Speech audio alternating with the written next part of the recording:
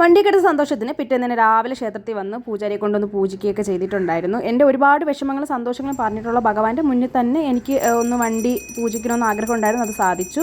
അതിന് എന്താ പറയുക, എനിക്ക് ഒരുപാട് അന്ധവിശ്വാസത്തിൻ്റെ ആളൊന്നും അല്ല. പക്ഷേ എൻ്റെ മനസ്സിലെ ദുഃഖങ്ങളും വിഷമങ്ങളും എല്ലാം നമ്മൾ ഒരാളോട് ഇറക്കി വെക്കുമ്പോൾ കിട്ടുന്ന ഒരു പോസിറ്റീവ് എനർജി ഉണ്ടല്ലോ, അതാണ് എനിക്ക് എപ്പോഴും ഭഗവാൻ എന്ന് പറയുന്നത്.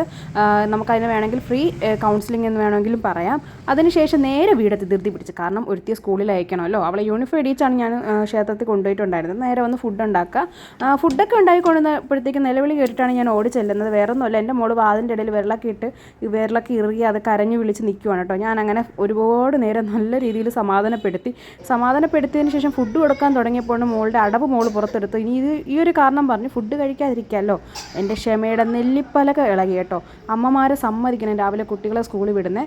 അവസാനമായപ്പോൾ എൻ്റെ ഉള്ളിലെ നാഗവല്ലി അവൾ ഉണർത്തിയത് കൊണ്ട് ഞാൻ പെട്ടെന്ന് എന്നെ ക്യാമറ ഓഫാക്കി. അപ്പോൾ ഇത്രയുള്ള ടാറ്റാ ബൈ ബൈ.